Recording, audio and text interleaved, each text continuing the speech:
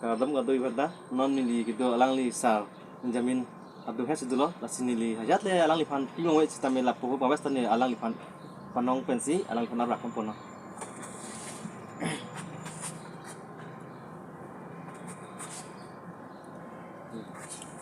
Jasan ante nili na li pan sabsu isteti niwes tan pan naka juya lama ke la pohela asi nang li YouTube channel ko sonsi monetize kelong ma asi nang li isteti niwes ta rat pan nang li pachin thegi ma Cardong choro lo alang li pu nilipan non la YouTube channel monetize ko son ke long ma la so lam po tha alang li an phai lo pen si non nil dung bang lo la si nili rat non pa chini po hong lo nili channel la ke non ke monetize lo nam tung sme thek long po nili channel amen la ke Benjamin hi antum non la dak description non se nili link be lo antum dam la humri na nili la so channel monetize longji kunili matha the nili 2021 August 24 sila so a channel ki crack la si non 2024 kene 2024 la January 1 tarik arni la ke nili channel monetize long lo la pen isi ningarong lo rara tum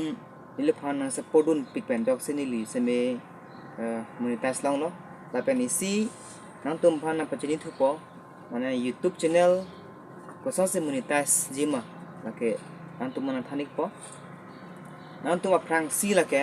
1k subscriber la pen 4000 hours nang bang suri si subscriber la pen gonta suri pli nang tum chapa play ngunang ji lalu pote nang tum monetization phan nang tum apply lang po YouTube role ke la sonelo antum la 1000 subscriber la pen 4000 hours pen pote antum monetize lang po la pen get review bang tum one day mala 2 day la so amos antum get review lang po la pen nang tum la monetize lo pote la advertise pudula pene advertise la so di mang tum active lang po la pote antum son video lang po mati video lang po la son advertise lang po antum estimate revenue lang po si estimate revenue la kenan tum video viral o pues men tum direct long pet phe la ke nan tum piniya se video viral o pote pinna budget truck si la so prang sin tum estimate revenue long po la pen isi nan tum ning chibi nai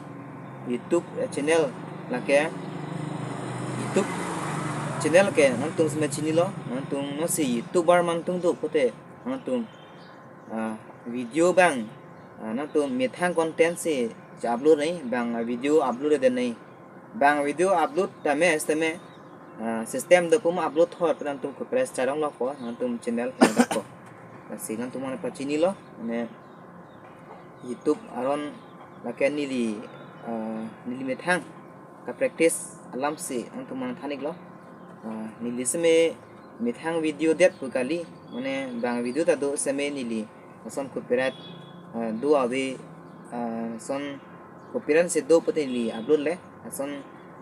bang video su ku sme asop thanun chat pun editun phui la sam ngabut ta thang the sme un an ge methang content methang video log nei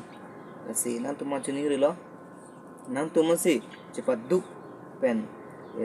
YouTube claim ta joy keli nan tum upload chipi thek nei athe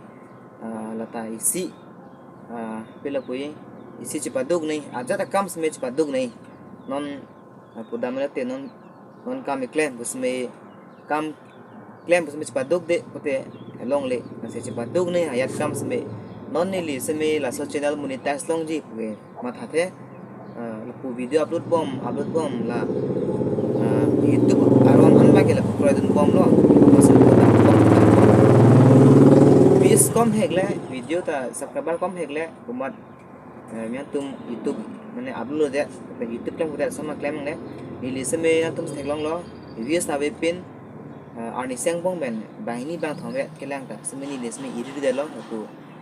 views do non abe non kelang do non abe non subscriber do non abe non upload kora lo masi non ang neng mangeni lesme ningrong lo channel sme monetize lo apen $10 la Google AdSense ke apply pen $10 se apply ngonan ji la semenil un alo non $10 me un alo nili Google AdSense apply lo non post office pen isi na notification ang lipo nili non la Google AdSense chang hong lo ka melo ase isi ning arong lo non tum masa podun pen jok se la pen isi aku lang le pas choro lo non nili channel ko so se monetize ma la so lam po thak lang lis me an khalo pen wang se nile phan la helam nang karaju pot choro lo si nili hen pen ang tumane than thek ke lan wel si dum me thang me karong Sungguh lang li sar panta lang li alam jumisen misen juttu walen mane ko sonsi monetize kilong ima lang li rat pat pachini thek pat alam se rat pan pachini thek pon nili taning sampilo la se lang li ning game pen lang li rat pan pachini apen nili pas tamena pachino nili ta claim de kilang la sil haya len magini la sil aku sar long chor yusi lang li long chor yusi lang li na khano la sinon rat pat lang li pachini thek pon tinggal sapanong chor karta